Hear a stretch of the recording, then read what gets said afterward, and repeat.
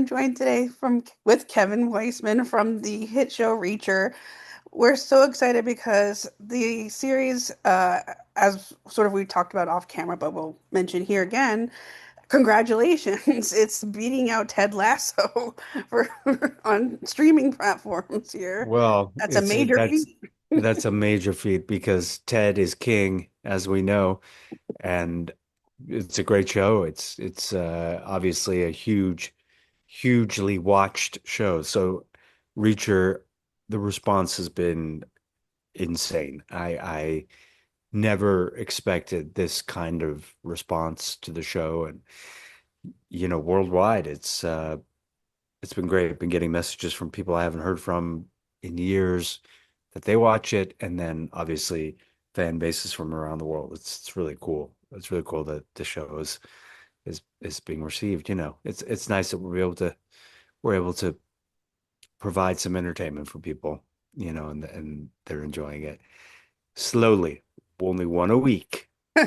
Yes, that's the new way to watch a series that people like tend to watch everything like saturated in the moment, like when you're watching like a Netflix series or getting like 8 episodes all at once at a time. Yeah, And yeah, here with Reacher, you kind of gotta give it a moment because you gotta because when you watch an episode, you have to kind of like think about it, you have to react to it, you kind of have to like sink it in and then prepare yourself for the next one because the next one yeah. is gonna you like gotta catch your breath all over again. Which I like, and it a lot of shows, White Lotus, things that become sort of water cooler shows. I don't know if we use that term anymore. People sitting around the water cooler at work. Yeah, all the I don't, working from home pods and things like yeah, that. I don't even know. Yeah, the Keurig. We're going to call it the Keurig heater, not the water cooler. Well, let's get back to the writer's room. We'll figure something out. But yes, I think it's nice because people have an opportunity to talk about it, say, "Oh, I watched the latest episode. It's great. What's going to happen?" This last episode, episode 4, there was a big reveal, um, a big twist, and sort of revealed the big baddie. I don't want to say if you haven't watched it. Um, so that I think is cool. There are people that tell me, I wish it was all there so I could digest the whole thing, but I think there's something to the Game of Thrones or Ted Lasso or a lot of these shows. Even most shows on Apple, they don't drop them. I mean, this is on Amazon Prime, but Yeah. I have my buddy Jonathan Tropper wrote the show Friends and Neighbors and Lucky, and I like being able to watch those once a week and kind of like text him, say, "Hey, I loved what happened on this week's show," or you know what I mean? It's a little less than like, "Oh wait, what episode was that?" It was all just one 8-hour movie as opposed to once a week. And it does give people like an opportunity for that word of mouth. So like if you've never picked up Reacher before, you could be like, "Oh, I'm on season 4 and this is such a cool show." And even by the time next week comes around, you could have maybe caught up or at least had a significant chunk of being Yeah, able to watch and share and socially post and all that yeah. good stuff. And it's fun also for me and the other cast members. We have a lot of behind the scenes photos and videos and things like that. And so every week we can say, "Oh, here are some photos of us on set, running from gunfire or joking around or whatever it is we're doing."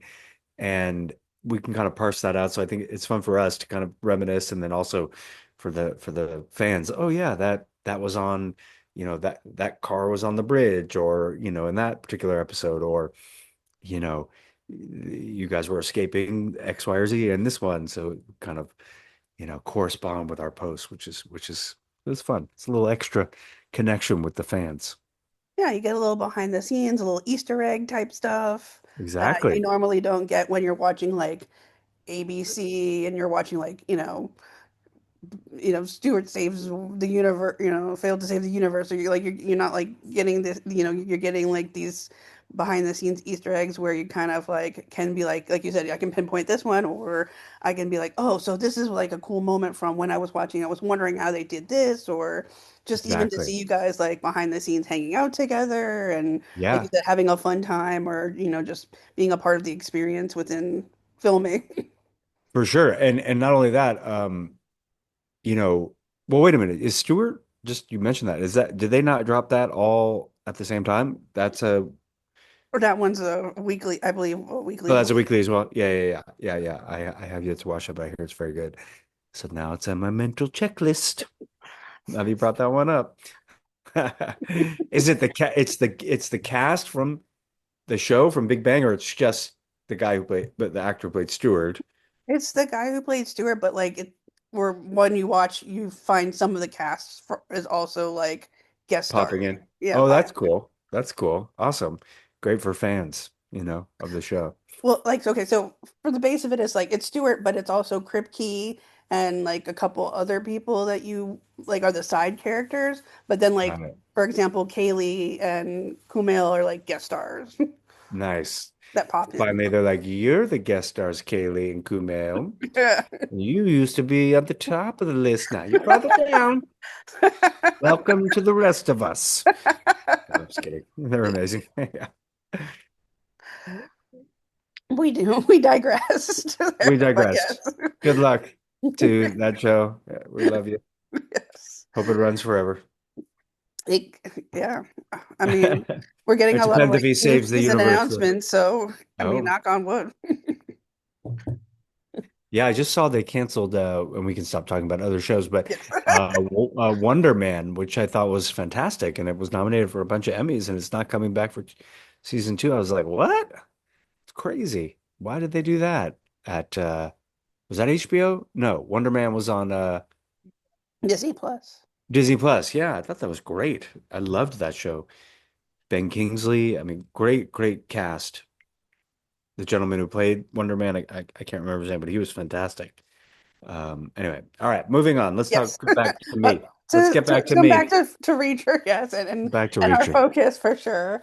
We're talking about all these incredible episodes that are coming out weekly, and your character is new to the Reacherverse.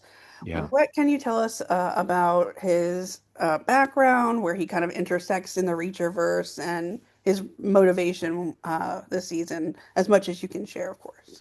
Well, Russell Plum, the book is from the 11th book in the Lee Child series, Reacher. I think he wrote 24 books, which is nuts. I'm not even sure if I've read 24 books in my life. No, I'm kidding. I love reading. Um, he Russell Plum was not in the book. He's an additional character, and he's basically an investigative journalist, syndicated journalist. He's written for Washington Post and some of their major newspapers, and he's been fired from all of them. He's been fired from five different newspapers because he's trying to out the government for malfeasance, for wrongdoing. He's trying to expose people in positions of power. And he's living in this loft, and his backstory potentially is his wife has left him. He hasn't seen his kids. He is isolated in this loft where he is hunkered down, and he discovered the reason why he's staying in this particular loft. He's basically squatting, or he's getting this, you know, place of residence for very cheap, is because he sees potentially a CIA black site across the street. So he's been monitoring, he's been watching it for weeks. And in the second episode of the series, season four, he sees three people that have been dragged in, and that's Reacher, um, Sidell, who plays Tamara Green, and Christopher Rodriguez, who plays or Marquette, who plays Jacob Merrick, and they're running from the CIA at one point, trying to escape, and so spoiler alert. Well, basically, I help them, I save them in that moment. If you haven't seen episode two yet, I apologize. Spoiler, and we end up teaming up. I'm trying to get my career back. I'm trying to get my life back, and they need me for my contacts, for my astute observation and journalism and tech skills and the ability to access and hack into various systems and computers and things like that, but also to kind of provide insight because I think Russell's a pretty bright guy. And so I'm the civilian in this kind of team of four. So I think, I'm sort of the voice and the conduit of the audience. If you were in this situation, you would probably react the same way to bullets flying by your head, or it's just seeing someone who's been brutally hurt or killed, and while being with Reacher, who is obviously ex-military, uh, um, a police officer and detective played by Sidel Noel, and then of course kind of a small town cop, Christopher plays Jacob Merrick. So that's sort of my character, and I kind of go on this journey with these guys for the whole season, really, and it's been a lot of fun. It was a lot of fun, and I'm loving, like I said, I'm loving the response. It's been awesome. It's like Reacher Avengers. You got like Yeah, cop, you got you like ex-CIA, you got a yeah. journalist who's a civilian. You're I know like, it's crazy. It's crazy. I wish there was a shot of us just like walking slow-mo, down an alleyway, just like looking badass. There's a couple of badass shots, but certainly not the Avengers slow-mo that I was hoping for. Maybe, next maybe in season. another, yeah, next season. You have played a lot of diverse roles, and I was wondering what it is about your character Russell that really kind of stood out to you, the specific one that really you gravitated towards wanting to portray him, especially since you said he's kind of like a newer character outside of the book series. Well, I had worked with Nick Santora on his other a show called Scorpion, which was on CBS for many years, and I did a really fun recurring character, this guy Ray, who lived in his van and espoused all these platitudes. He was sort of like Jeff Bridges and Lebowski, you know, sort of homeless, but had a van and teamed up with Walter Elias Cabell. They became really good friends on the show, but they were complete opposites. I kind of, was able to give him way approaches to life and how to live while he was just all right brain, all logist, everything logic. So I loved how Nick wrote that character for me and sort of allowed me to bring my own improvisation to it.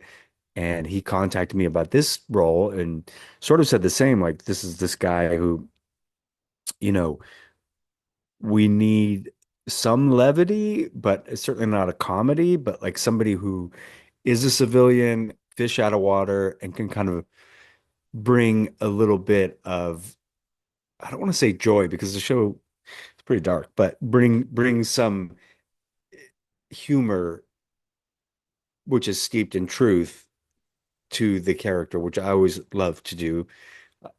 And but humor in a way that, it's based on the reality of what this guy is desperate for, which is to get his life and career back.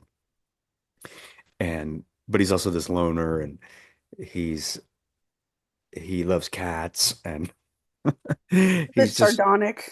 he's yeah, sardonic. He's cynical, he's frustrated, which is funny, when people have that sort of angst and yet don't really take any bullshit from people. Not in the Reacher way, in the intellectual way, I guess. Or he really loves the pen is mightier than the sword. He keeps saying he loves the written word. And I loved that about him. I kind of likened it to Dustin Hoffman and All the President's Men. He was this writer who was a bit unpredictable. He was a bit of a loose cannon, whereas Robert Redford was a bit more of the grounded one, in terms of the two reporters basically exposing Watergate. This is sort of like a Watergate where they're exposing the CIA and the government and trying to figure out what happened to this woman on the train, basically, who kills herself in the very spoiler alert in the very first episode, um, who is Christopher's character's sister. Anyway, so he's trying to help, you know, deduce what happened in this case as well. So it was very layered and got to do a lot of really fun stuff. And I just Nick's shows all have a certain kind of clip to them, and they he really knows how to make television well. And I knew it would look great, and he loves music. We both love music, and puts great music drops in there. I just knew it was gonna be good. And also I knew the show was very popular, but I didn't know how popular it has become. I'm like a broken record, but it's been really kind of crazy, how many people are watching it. I do love that watching you in this type of role sort of to me as a fan of yours feels like you in your element. And I love those beats of that humor that we kind of intersplice, here and there, that you're so great at. Like I love that about so much of your roles that I've gotten Oh, to thank watch you you. in, that you do have this great element where you have this ability to just kind of drop something in your delivery, and it could come off as like one way or it could come off as a different direction, but Mm. you just have this ability to kind of like put these little nuggets out there that keep that beat flowing, that feed off the other parts of what is around you and the other characters. And I wanted to ask you a little bit further about that with regard to this series and kind of how you sort of craft those moments or craft these kind of beats in playing off someone else. That's a great It's question. such a serious Yeah. show, but at the same time, like you said, Well, there's still people. Yeah. I yeah. mean, listen, like you could go, God forbid, to a funeral and somebody could make you laugh, not that it's humorous that somebody you love has passed, but like something absurd happens where you drop the shrimp at the shiver or the wake, whatever you're doing, and your sister laughs at you. Oh, that's always something you do. You know what I mean? It's like the humanity is not one thing. We're not like serious and then we're laughing and then we're just all these things all at the same time. And I studied theater. I went to UCLA and then I studied it in New York. And some of the earlier jobs I got were on sitcoms, which seemed very theatrical and I loved it. But then I started getting hour shows, ER and Felicity and all these different shows and Alias. And they were hour dramas, but they allowed me to kind of bring humor to them, which to me wasn't like telling jokes. It was a person committed to whatever he was doing. So if you fully commit to something as an actor, it can be humorous. Like look at Lucille Ball, with the chocolates. I mean, I don't know if your viewers never remember I Love Lucy, but I'm dating myself. Um, but there's a very famous scene where she's stuffing chocolates into her mouth. The chocolates, she's working at the chocolate factory and they're coming down the conveyor belt and it's going too fast. And she's not making a joke about it. She's like, I have to get these chocolates off of this conveyor belt or I'm going to lose my job.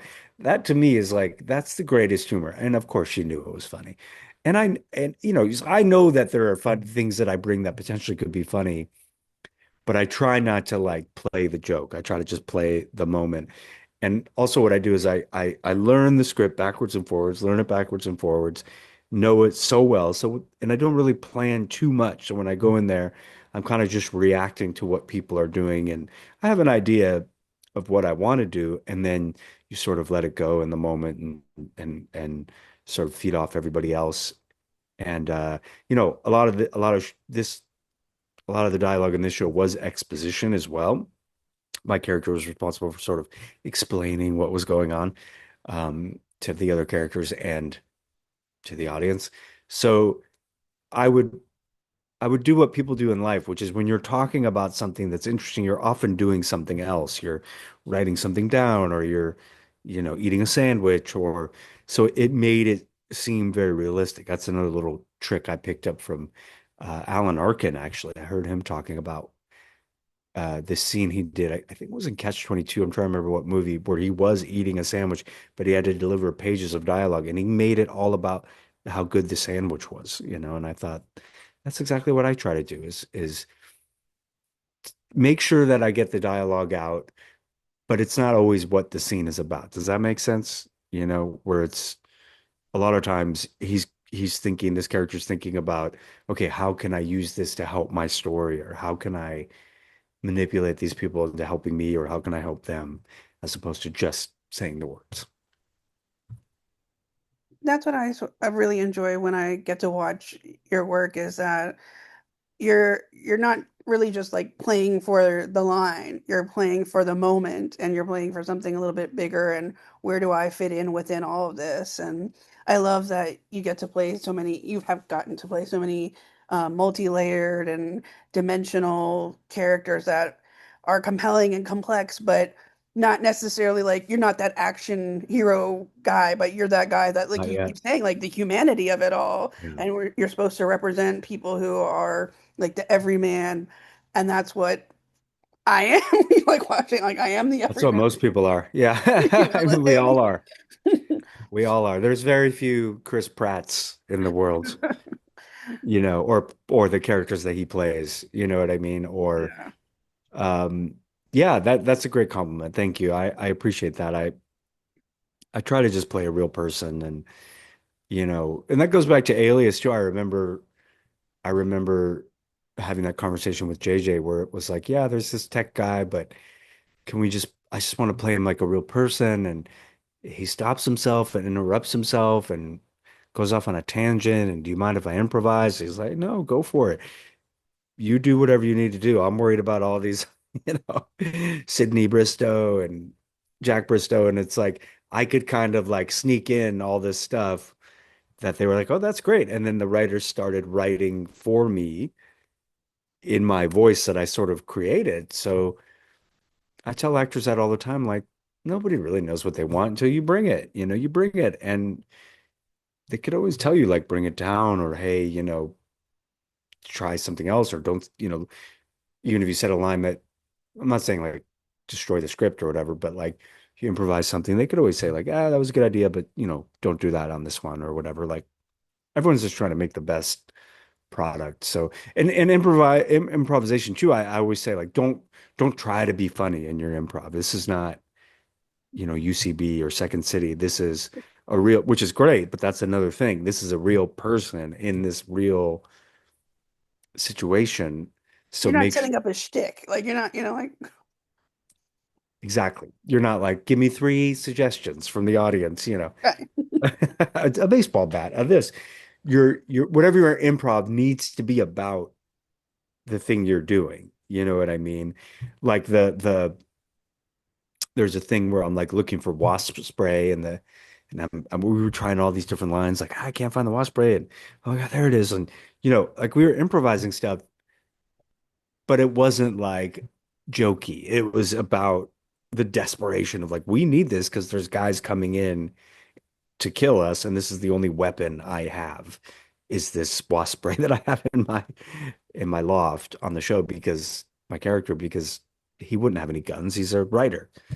That's what he has is wasp spray. I don't think they got the rights to like whatever wasp spray exists out there, because all it said on it was wasp spray. Like, isn't there a company that Generic wasp spray. it was like the Target version of wasp spray.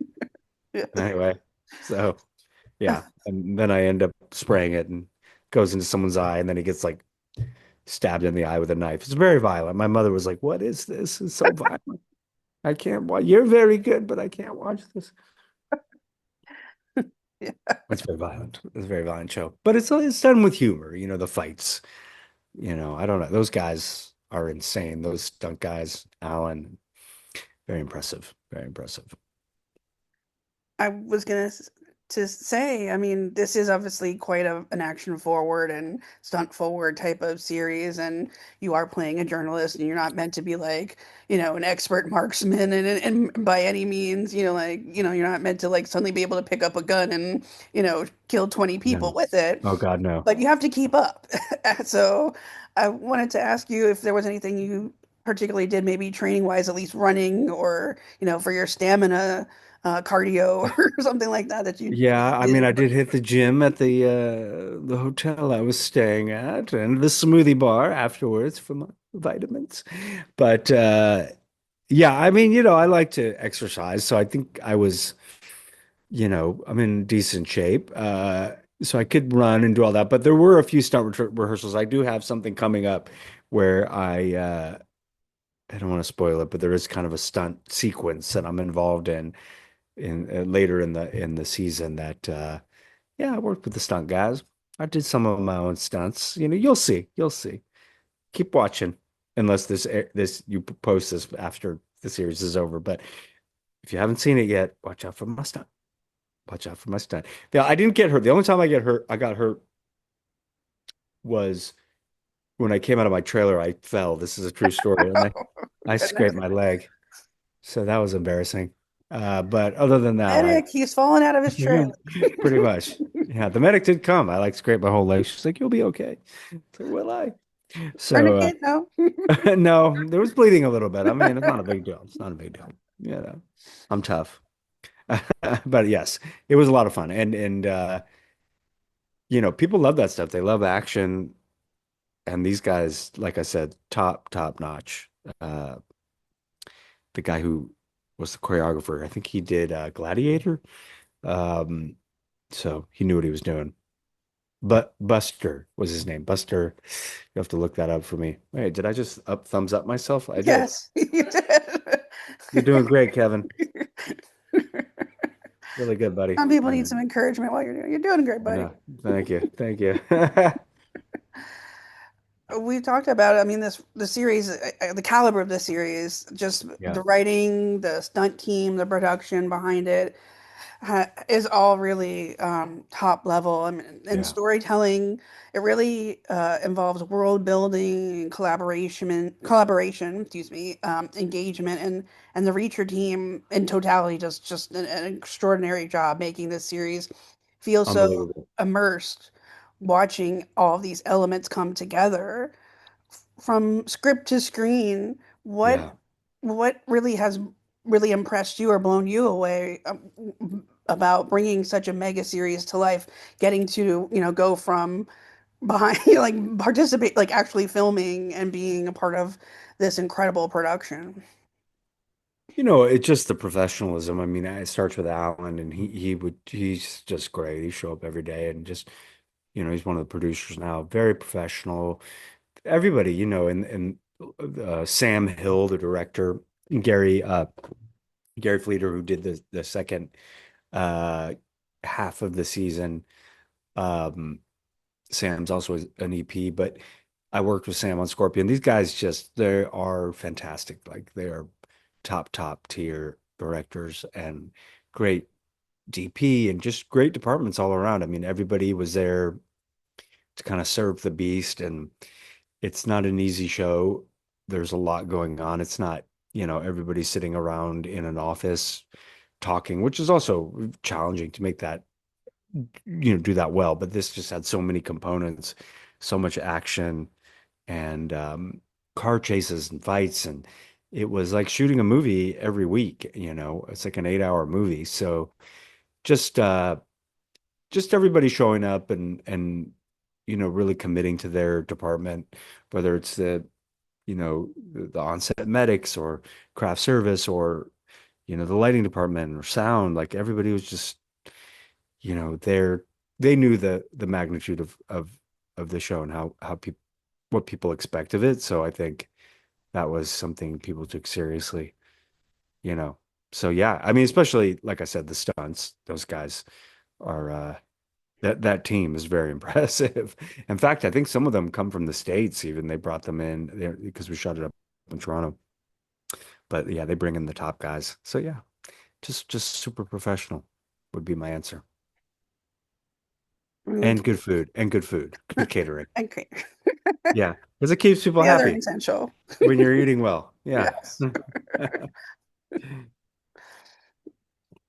We talk a little bit about this incredible production and the writing and the incredible cast. I also want to make sure that I touch on as well because you keep talking about Alan and Christopher and everyone who's really involved in this world of Reacher. And I would love to hear a little bit about what really makes working close to Alan and close to these people, such great scene partners as well. Well, Alan, first of all, he really's had 3 seasons to really kind of own this character, and he's just very much in the skin of Reacher. He's not like that character when you're hanging out with him, chatting about other stuff. Very different person. Um, very loving, lovely, and warm, and charitable. Talks about the different things he does, and um, really good guy. He's also very busy. He's also, like I said, one of the producers, and he's kind of wants to make sure that scene is working in the Reacher style, and which it's nice to have another set of eyes. And then in terms of the other actors or the four of us, like we just approached it each scene like a mini play. We would run it, the four of us, boom, boom, boom, boom, boom, and pardon me, make sure we really had it, and then roll the cameras and kind of see what happens. And everyone really kind of played off each other and listened. And obviously, Christopher's character is Jacob's going through a real difficult time, and so uh, Sidell and I tomorrow, like we kind of had a nice rapport because we were always sort of react. He was sort of isolated on this very emotional journey of losing his sister, and everything that he series. And so we were able to kind of really develop a unspoken sort of eyes, and like, what do we do? And sort of create a subtext. Um, Reacher's kind of in his own sort of Reacher bubble, but you know, I had a few nice moments with Reacher when I offered him, or I didn't get him a sandwich at one point, and yeah, we had some moments. We had some subtext, but he's kind of on his own. He does his own thing. But yeah, all great actors and really great people. I was very fortunate to work with everyone. It's awesome. You touched upon an episode, not to spoil anything, of course, again, but it touched upon an episode where there may be a stunt or so to look forward to. But is there a specific episode that you found to be your favorite or one that really kind of stood out that you enjoyed maybe filming the most? Episode 5 coming up. There's a lot of really fun stuff, a lot of action that I got to be involved in, and it's like a car chase, and yeah, that was pretty cool. That was pretty cool. I liked the first episode too that I did, episode 2, because it was just like it was a great introduction to a character that roll up in the van and get in and all that stuff, and you know, it was just really exciting and thrilling entrance, and then introducing them to my loft. It's like you don't often get a great character entrance like that. So it's been very good on social media. People like that little clip. So Welcome to it's my crib. yeah. Yeah. On Cribs on MTV. Next we have Russell Plum's Loft. Take a look. We have Reachers, Russell Long. Yeah, and by the way, that loft looked like a nice apartment in New York City that would have cost like $5,500 a month. I'm like, could you guys make this a little dirtier? But it was good. I had papers around and like old, Chinese food cartons, but it did the job. It was gorgeous. I mean, it was the production. They did a nice job. So yes, I would say maybe episode 5, um, and then episode 8 actually too. The finale is pretty great. Yeah. I don't have a ton to do in 8, but I had some nice stuff, and it's just a great finish to the season. You'll see. You'll see. Who's your favorite character aside from Russell Plum? Who do you uh who do you like? It always changes though for me because I always kind of like relate to one or can like you're saying like there's this emotional journey that Christopher's character is taking on this season. So like every season or every twist that comes out like there's something that you can kind of track or kind of take a crumb from or something like you can feel Yeah, like a yeah. nugget of something that you're like, oh damn, like I love Reacher because he's doing like this, this, and this, or oh Christopher's here, like I can I like oh I feel so emotionally tied to him because of what he's going Yeah. through, and I can empathize with this character and how he has to just keep moving forward because he's but he doesn't have time to grieve, and you know Yeah, there's we've all always been there. something within the Yeah. Reacher realm that like connects you to some character, and that's what's getting great about Reacher is because yeah, like there's something going on with each different character in each different season that has some sort of like either you love it because of the high suspense or you love it because of the characters going through some depth of something, like or some Yeah. that like Emotional journey, yes, for sure. yeah. It's Yeah, I mean, you're right. It's that sort of moving on through grief is something I'm sure it's a very good point. We've all dealt with. Like you have this horrible thing that happens, but and yet you have children or you have a family or you have to do your job or whatever it is you're doing. Like you don't get time. I remember when my dad died, I was he lived in this beautiful condo and he passed away and it was terrible, obviously. And like an hour later, I'm looking out the window and like the doorman downstairs getting the car and the life's going on. People are just driving around and it's like, yeah, life doesn't stop when you're grieving. It's just like you want everything to stop. Like, don't you know what just happened? You know, anyway, it just made me think of that. But that's definitely something I think is universal, for people. Anyway, Yeah, I mean, again, we keep saying it so much, but there's this humanity theme within Reacher. Everything can yeah, be heightened, everything can be like crazy. We're going against the government and blah blah blah blah. But like at the root of everything still is this humanity of these people. Whether you're Reacher's character, Christopher's character, Sneaker's character, Kamara. There's the root of everybody is that humanity. And your character, Russell, the humanity of him being a civilian still yeah, too. that's a great point. I mean, it's uh, it's funny because this guy came up to me in LA and he was like, I just want to tell you, like, the show gives me so much hope. A lot of television, like, the characters are not likable or they're hard to root for. And he said, it's just so easy to root for these people. And like, it gives me hope because he was doing a documentary or something, and just like how this show could have such a positive impact, even though people are dying like every 3 minutes. But aside from that, I think it's because of that's almost like the cartoonish element of it. I think it's like what these people are experiencing, like you said, like the emotional journeys of all these characters, especially Alan's character and Reacher, and he's sort of doing good, like he's trying to help people, which we don't see a lot of I was thinking about that. I was like, Breaking Bad, Sopranos. I mean, these are all legendary shows. Succession, legendary shows. But the characters are very difficult to root for. You know what I mean? They're anti-heroes. So like here it's kind of like, all right, well, these are like heroes in the television landscape. You know what I mean? I think maybe that's what he was trying to say.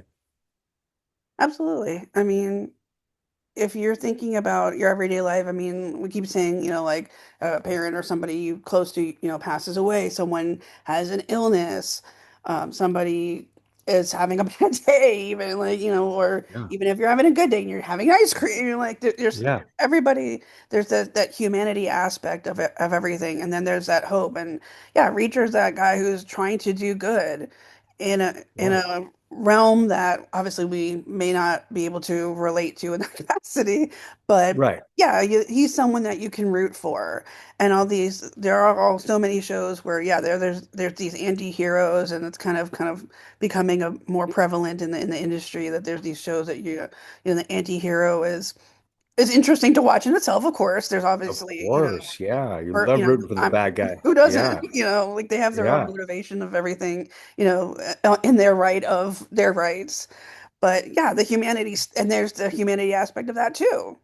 There's still that Yeah. Like humanity. Tony Soprano was a bad guy, but we loved him because he was a family man. Yeah, And he loved AJ and yeah, Meadow. Yeah. Yeah. yeah. You're right.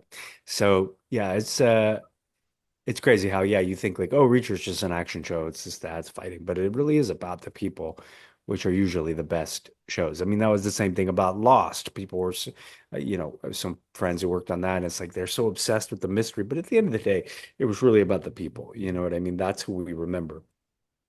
Sawyer and Kate and Jack, and you know what I mean? Hurley. And it's like, those are our people, not so much like, oh, were they in purgatory? Were they not? Yes, of course, that's the overall arc, Important, yeah, things, of yeah. course.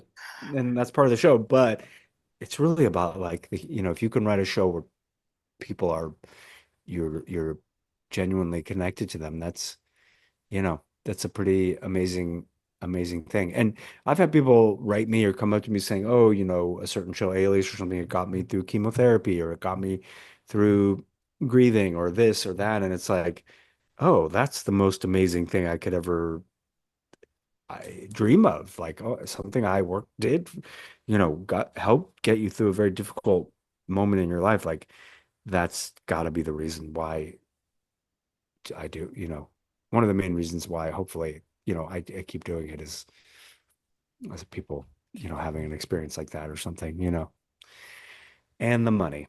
I also like the money. Okay. And I never wanted to work in an office, let's be honest. I mean, who knew we would end up like kind of waxing poetic about a show like Reacher? I know. Look at us. We'll be right back on this podcast about Reacher and its poetry.